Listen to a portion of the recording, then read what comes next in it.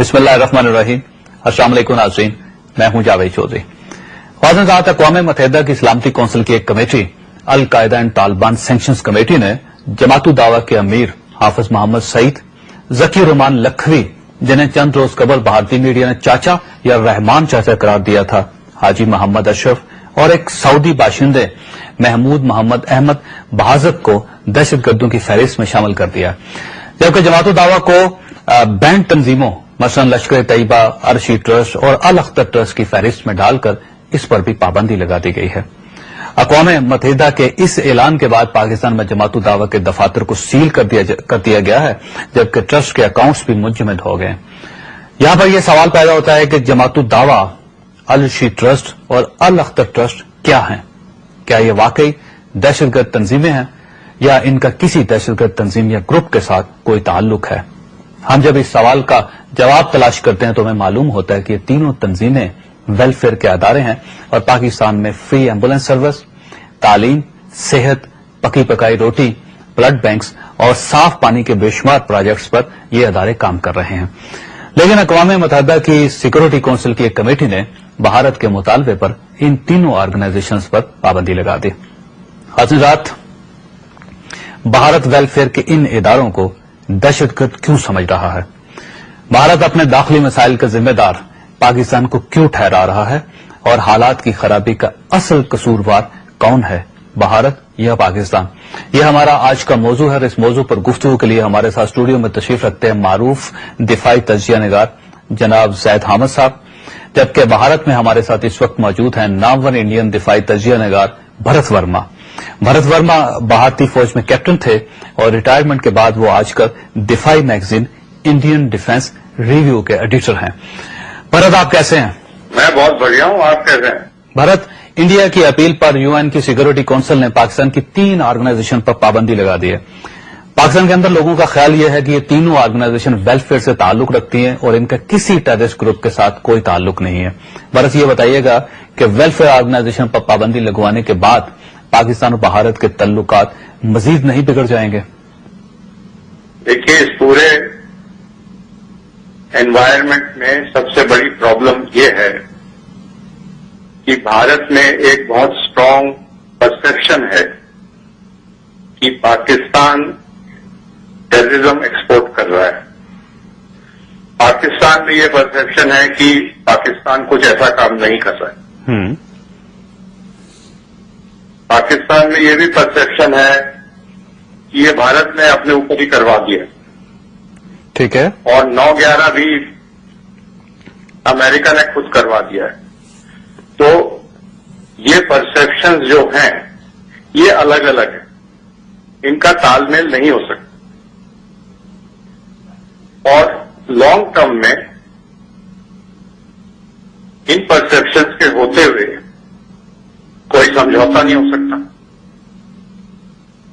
तो मेरे ख्याल से, क्योंकि एक कोई भी परसेप्शन में अगर मेजॉरिटी ये कहती है कि दूसरा गलत है, तो मेजॉरिटी की तरफ देखना पड़ता है, देखा जाता है। ये एक नॉर्मल डेमोक्रेसी का रूल है। इस समय इंटरनेशनल कम्युनिटी भी यही कह रही है कि जो भारत कह रहा है। नहीं, देखिएगा भरत, इसमें अभी तक किसी किस्म के इन्वेस्टिगेशंस नहीं हुए। किसी ने आज तक पाकिस्तान को कोई प्रूफ पेश नहीं किया कि इंडिया जो एलिगेशन लगा रहा है उसके पास ये हमारे पास प्रूफ्स हैं और इनको आप एनालिसिस करें इनका और उसके बाद आप फैसला करें।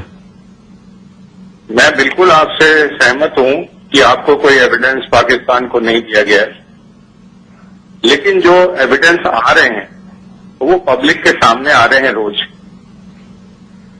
और जितने एविडेंस से एक परसेप्शन बनता है वो परसेप्शन भारत में बहुत स्ट्रांग है, और क्योंकि ये बार बार हो रहा है इसलिए वो बढ़ता जा रहा है।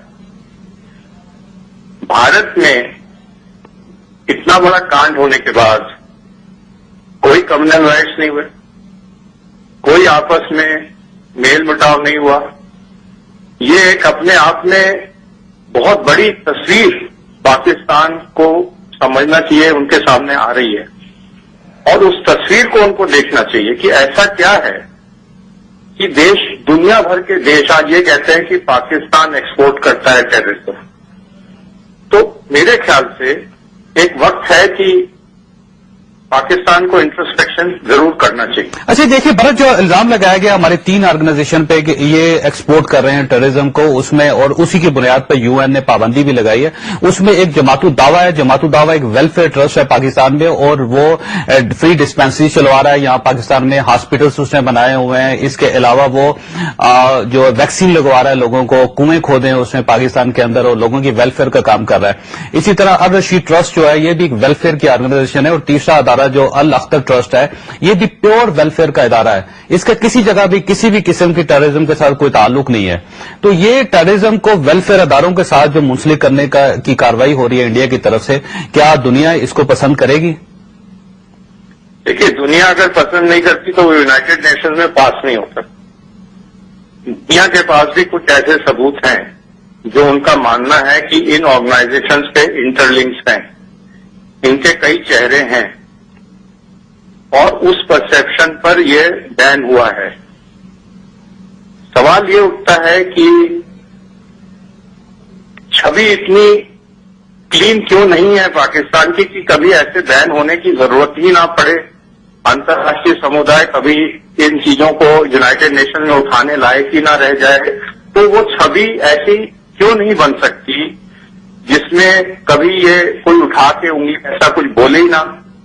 اور جب اتنے لوگ بول رہے ہیں اور بھارت کے ساتھ چل رہے ہیں اور بھارت کے پاس جو ثبوت ملتے جا رہے ہیں روز، اس میں بار بار وہ فنگر پوائنٹ ہو رہی ہے پاکستان کی طرف.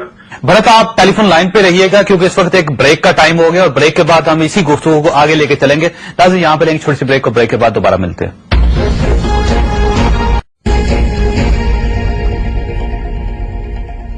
ویلکم بیک ناظرین. آپ جیسے کہ جانتے ہیں کہ دلی میں ہمارے ساتھ بھرت ورما ہے، جبکہ ہمارے اسٹوڈیو میں اس وقت ہمارے پاس تشریف رکھتے ہیں زاہد حامد صاحب. یہ پاکستان میں ڈیفنس اینالسٹ ہے اور بڑے مشہور آدمی ہے پاکستان میں. زاہد حامد صاحب، جو بھرت ورما کا کہنا ہے نا، وہ بات ان کی ایک نئی انہوں نے پہلو بتایا. انہوں نے کہا پوری دنیا یہ کہتی ہے کہ پاکستان سے ایکسپورٹ ہو رہی ہے ٹیررزم باہر کی طرف، انڈیا کی طرف. دیکھیے، ایک بات تو بالکل ظاہر میں رکھیے کہ پہلے انڈین سائیکی کو سمجھنے کی کوشش کیجیے. ان کے ساتھ پرابلم یہ ہے کہ ہم مسلمانوں نے، پاکستان کے مسلمانوں کو یہ خصوصاً 1000 سال ہم نے ان پہ حکومت کی ہے.